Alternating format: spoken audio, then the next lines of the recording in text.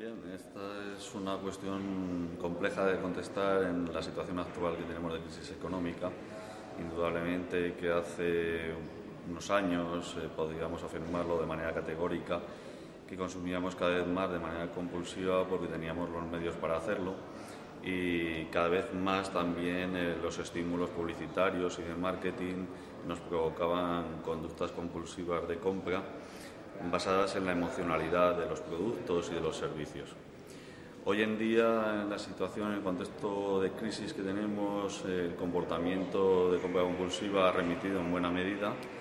ya que la disponibilidad económica para dejarse llevar por esos impulsos en la compra no es lo mismo que anteriormente, y nos vemos obligados por razones externas a racionalizar el gasto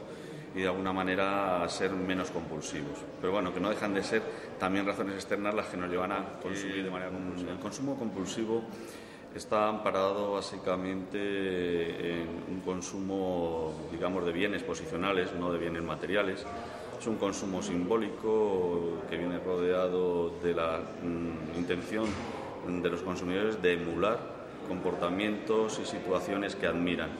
Y en ese sentido, los símbolos de prestigio, de estatus, de clase social, a través de lo que compramos, de lo que consumimos, es el verdadero motor de la compra compulsiva. Sin duda alguna que todos los factores emocionales que pueden llevar a la compra compulsiva están vinculados a las emociones, está vinculado sin duda alguna al ansia de prestigio, al ansia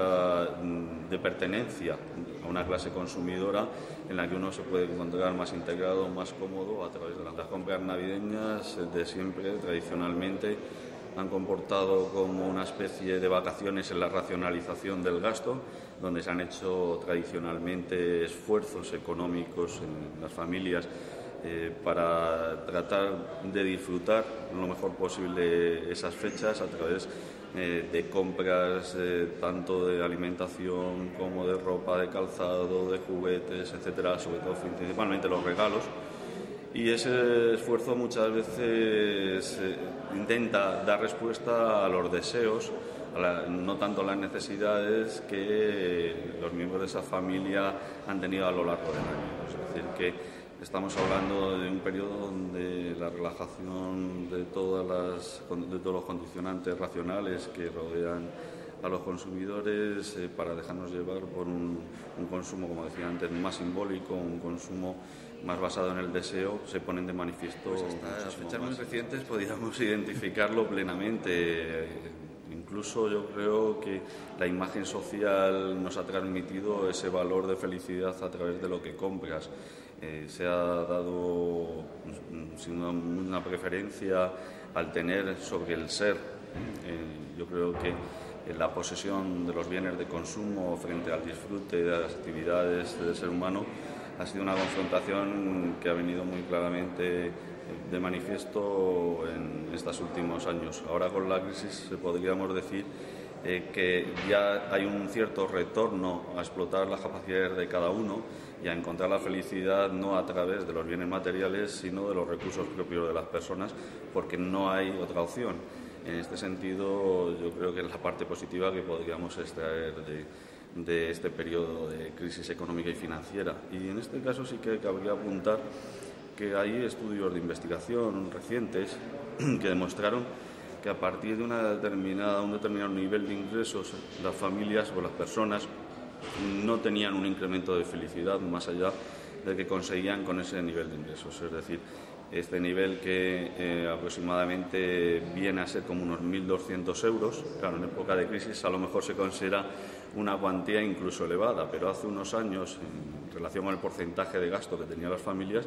ese nivel de renta se consideraba muy por debajo que las estimaciones personales de lo que uno necesitaba para ser feliz. Y está demostrado en ese estudio que por encima de 1.200 euros todo lo que uno tenga de capacidad o disponibilidad para la compra no aporta o incrementos de felicidad. Primero, racionalizar el gasto para ajustar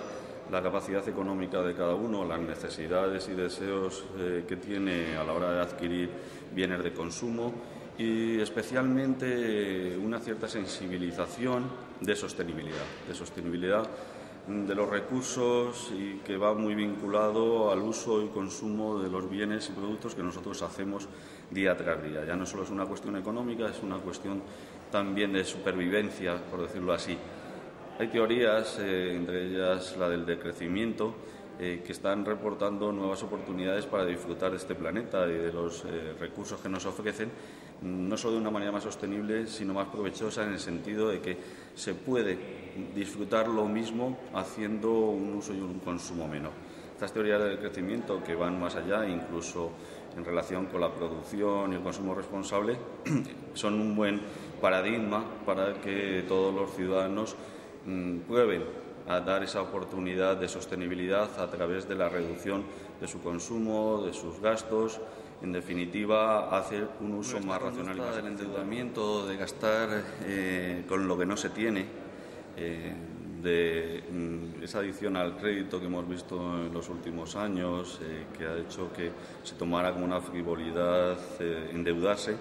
También hay que tener en cuenta que ha sido algo inducido por las propias entidades financieras en políticas de expansión sobre los medios de pago que no corresponden con la situación económica y financiera actual. Y en ese sentido yo creo que esa otra cara de la moneda que tenemos ahora, del mismo modo que antes atraían a los consumidores y usuarios a adquirir productos de consumo a través de endeudamiento cada vez mayor, ahora es al revés. La falta o la necesidad de fórmulas de pago para atender las deudas contraídas hace muchas veces que tengan que recurrir a medios de pago aplazados para poder aplazar esas deudas. Es decir, ya no es como era antes utilizar recursos de pago para comprar con un dinero que no tienes en el momento en que realizas la compra, sino que ahora es aplazar el pago de las deudas contraídas anteriormente porque no tienes el dinero para hacer frente hoy. Y sobre todo especialmente porque ha habido ese reverso en la actitud de las entidades financieras, que han pasado casi de manera brusca por mor de la crisis económica y financiera de animar a los consumidores a asumir hipotecas y créditos muchas veces por encima de sus posibilidades, a rescindir, a cerrar todas las vías de acceso financiero, que ha puesto a algunas familias en una situación de verdadera exclusión. Evidentemente, así como la compra compulsiva muchas veces acompaña a perfiles de comportamiento personales vinculados, asociados a situaciones de ansiedad, de depresión, también rasgos personales relacionados con el autocontrol o la falta de autocontrol en este caso. Habría que decir que tampoco el extremo opuesto debe ser el adecuado, es decir, por querer ser excesivamente racional con el gasto y en un entorno de crisis económica nos debe conducir la falta de compra a esa depresión que se combatía hace años adquiriendo productos que no se necesitaban. Yo creo que hay que ser, digamos, en esto sensato, simplemente sensato, saber qué disponibilidad económica tienes, ajustarte a esas posibilidades, pero no renunciar ni mucho menos a disfrutar de aquello que puedes tener para invertir, para gastar, para comprar en estas fechas navideñas, aún teniendo siempre presente que las Navidades no es un periodo para las compras, sino que es más bien un periodo para la paz, para la convivencia, para la reflexión y sobre todo, y más en estos momentos, para satisfacer necesidades, los bienes posicionales para satisfacer deseos, especialmente deseos de jerarquía social, de estatus, pero también existen